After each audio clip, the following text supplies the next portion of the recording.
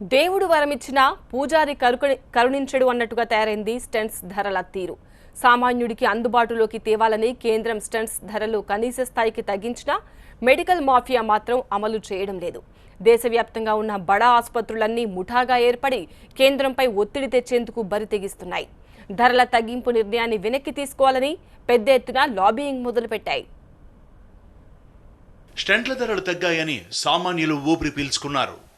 ప్రాణవాయువు అందినట్టేనని గుండె జబ్బు రోగుల్లో సంతోషం. అయితే రోగుల సంతోషానికి సామాన్యుల ఊపిరికి అడ్డుకట్ట వేస్తున్నాయి బడా ఆసుపత్రుల ముఠా. స్టెంట్లపై కేంద్రం తీసుకున్న నిర్ణయాన్ని పక్కా వ్యాపారాన్ని మరిగిన ఆసుపత్రులు మాత్రం వ్యతిరేకిస్తున్నాయి. ఎందుకంటే వేల కోట్లలో జరిగే వ్యాపారానికి గండి పడుద్దన్న దుర్మార్గం. అయితే ప్రతి వస్తువుకు ఎంఆర్పి ధర ఉంటుంది. కానీ వైద్యానికి మాత్రం అటువంటి నిబంధనలు లేవు. మెడిసిన్కు ధర ఉన్నా అది ఎవరు పట్టించుకోరు. ఇక ఆసుపత్రుల్లో జరిగే టెస్టులు, వైద్య విధానానికి మాత్రం ఎటువంటి నిబంధనలు లేవు. అమెరికా వంటి అభివృద్ధి చెందిన దేశాల్లో ప్రభుత్వ సంస్థలు ఇచ్చే సర్టిఫికెట్ ఆధారంగా ఆసుపత్రులు నిర్వహించే ప్రతి వైద్యానికి రేటు ఫిక్స్ చేసి అంతకుమించి వసూలు చేయకూడదన్న కండిషన్. ఇండియాలో మాత్రం అలాంటిదేమీ లేదు.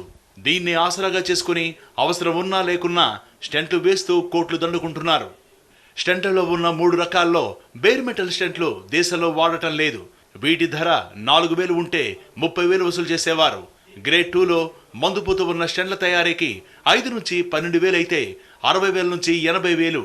శరీరంలో కరిగిపోయే గ్రేడ్ 3 బయోడిగ్రేడబుల్ స్టెంట్ల ధర 1,00,000 పైనే ఉంటుంది.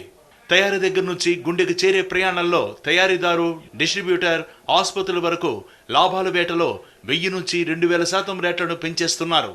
ఆపరేషన్ ఖర్చుతో కలిపి 1,50,000 నుంచి 3 లక్షల వరకు డబ్బులు వసూలు చేస్తున్నాయి ఆసుపత్రులు. పలు పోరాటాలు, కేసుల తర్వాత స్పందించిన కేంద్రం స్టెంట్ల రేట్లను 2 స్లాబ్లుగా విభజించింది. బేర్ మెటల్ స్టెంట్లు 7,260 రూపాయలు, మరోటి 29,600 మాత్రమే వసూలు చేయాలని కేంద్రం నిర్ణయించింది. ఈ మేరకు తెలంగాణ డ్రగ్ కంట్రోల్ అధికారులు కూడా ఆసుపత్రులకు ఆదేశాలు జారీ చేశారు. ఇప్పటికే ఉన్న స్టాక్ వివరాల్ని పంపాలని ఆసుపత్రులు, తయారీదారులు, డిస్ట్రిబ్యూటర్లకు నోటీసులు ఇచ్చారు. కేంద్రం ఫిక్స్ చేసిన రేటుకి అమ్మేలా చర్యలు తీసుకుంటామని, త్వరలో ఆసుపత్రులపై రైడ్స్ కూడా చేస్తామంటున్నారు అధికారులు. Dealer, manufacturer, consumers. So already dealer, manufacture నుంచి కన్జ్యూమర్, డీలర్ దాకా వచ్చేసినాయి. మళ్ళీ బ్యాక్ తీసుకపోతే సఫర్ అయ్యే ఛాన్సెస్ ఉంటుంది. బట్ వాళ్ళు వేసేటప్పుడు కూడా అదే రేటుతో ఇవ్వమని చెప్పాము.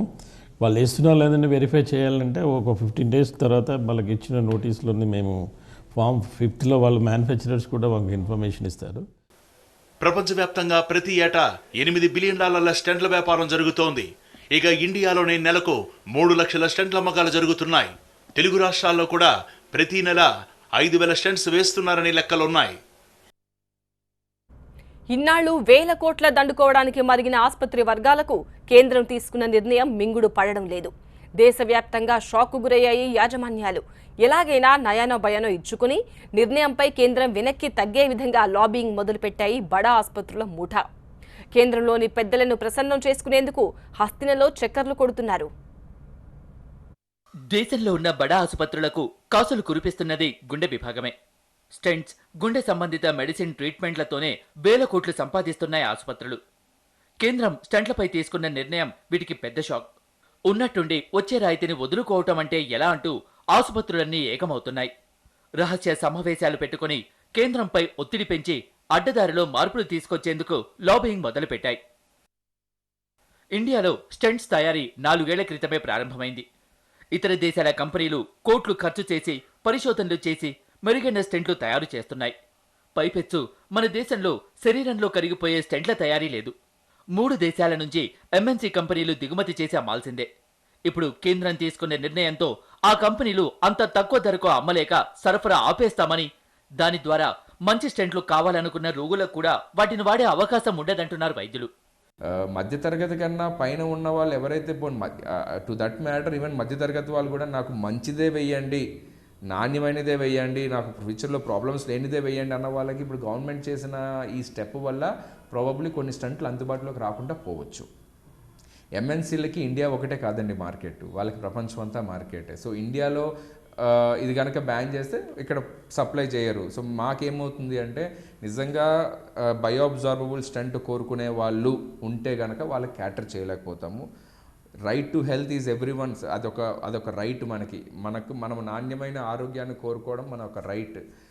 ఇండియాలో తయారైన స్టెంట్లు వేస్తే 100 మందిలో 15 మందికి మళ్లీ స్టెంట్లు వేయాల్సిన పరిస్థితి వస్తుంది.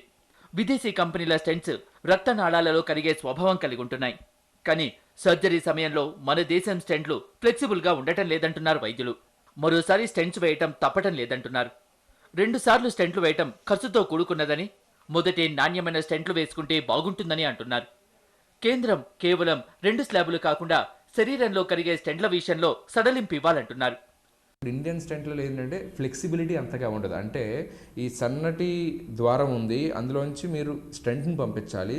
అయితే స్టెంట్ దీన్ని నెగోషియేట్ అయ్యి లోపలికి వెళ్ళాలి. సో మనకి బయట నుంచి వచ్చే స్టెంట్స్ ఏమైతే ఉంటున్నాయో ఫ్లెక్సిబిలిటీ బాగుంటుంది. సో ఇక్కడ స్టెంట్స్కి ఇంకా కొద్దిగా ఫ్లెక్సిబిలిటీ తక్కువ. సో ఇలాంటివి కొన్ని రీసెర్చ్ జరిగితే మనకి ఇంకా మోర్ క్లారిటీ వస్తుంది. మనం వైద్యం చేస్తున్నాం అంతా ఓకే. కొంతమంది పేషెంట్స్ ఆరోగ్యశ్రీ లేని వాళ్ళు, లేదంటే థర్డ్ పార్టీ ఇన్సూరెన్స్ ఉన్న వాళ్ళు, క్యాష్ పేయింగ్ పేషెంట్స్ ఉంటారు. వాళ్ళు ఏమంటారంటే వాళ్ళ ముందు ఒక 3 ఆప్షన్స్ పెడతామండి. 3 ఆప్షన్స్లో కూడా వాళ్ళు చాలామంది ఈ సెకండ్ గ్రేడ్ 2 గ్రేడ్ 3 ఎక్కువ ఆప్ట్ చేసుకుంటారు. వేరే మెట్లు అనేది ఇప్పుడు వాడటం లేదులేండి. సో గ్రేడ్ 2 గ్రేడ్ 3 ఆప్ట్ చేసుకుంటారు. మనం ఎప్పుడైతే గ్రేడ్ 3 గురించి మాట్లాడినామో చాలామంది కన్విన్స్ అయితే అయిందండి, డబ్బులు అదే వెయ్యండి అంటారు. స్టంట్ల రేట్లు తగ్గడంతో ఆపరేషన్ ఖరీదు కూడా తగ్గాల్సింది. కేవలం ఆపరేషన్ చేసేందుకే ₹1,00,000 నుంచి 2 లక్షల వరకు ఆసుపత్రులు వసూలు చేస్తున్నాయి. ఇప్పుడు ఆపరేషన్ కాస్ట్ కూడా తగ్గిందంటున్నారు డాక్టర్లు. ఇలా జరిగితే వైద్యం పేరుతో జరుగుతున్న వ్యాపారంలో లాభాల శాతం తగ్గిపోతుందన్న దురాశతో కొత్త నిబంధనలు సవరించేలా ఆసుపత్రులు లాబింగ్ మొదలుపెట్టాయి. ఆరోగ్యశ్రీలో పేదలకు ప్రభుత్వం విధించిన రేట్లకే స్టెంట్లు అందుతున్నాయి. కనీసం విదేశీ స్టెంట్ల విషయంలో అయినా ప్రభుత్వం పునరాలోచించాలని ఆసుపత్రులు అడ్డంగా వాదిస్తున్నాయి. లేదు ప్రభుత్వం చెప్పిన రేట్లకే అమ్మాలనుకుంటే ఆసుపత్రులకు రాయితీలు, ప్రోత్సాహకాలు ఇవ్వాలంటూ కొత్త డిమాండ్స్ ముందుకు తెస్తున్నాయి. ప్రాబబ్లీ కేంద్ర ప్రభుత్వం ఏమైనా ప్రోత్సాహకాలు హాస్పిటల్స్కి మీరు ఇలా చెయ్యండి అని చెప్పేసి ఏమైనా ప్రోత్సాహకాలు, లేదంటే ఇతర ఏమైనా సబ్సిడీస్ ఏమైనా అందించినట్లయితే డెఫినెట్గా మేము కూడా సంతోషంగా సర్వ్ చేయడానికి ఉంటాం. ఇప్పుడు హాస్పిటల్ బిజినెస్ అనేసరికి ఏమవుతుందంటే service is more important than earnings. అందుకోసం ఏంటంటే మనము క్లియర్ కట్గా ఈ డెసిజన్ వెనక్కి తీసుకోవాలి అని చెప్పము. ప్రైవేట్ ఆసుపత్రులు చేస్తున్న వాదనను కొంతమంది డాక్టర్లు విభేదిస్తున్నారు. ఆరోగ్యశ్రీలో కొన్ని సంవత్సరాలుగా మన దేశంలో తయారైన స్టంట్స్ ని వేస్తున్నారు. విదేశీ స్టంట్స్ తో సమానమైన ఫలితాలను ఇస్తున్నాయి. కేవలం లాభాల వేటలో వెనక్కి తగ్గకూడదు కాబట్టి ప్రైవేట్ ఆసుపత్రులు వింత వాదనను తెరపైకి తెస్తున్నాయి. లాబింగ్ ను పట్టించుకుని ధరల నిర్ణయంపై వెనక్కి తగ్గితే ప్రభుత్వం ప్రజాగ్రహానికి గురి కావాల్సి వస్తుందంటున్నారు సామాన్యులు.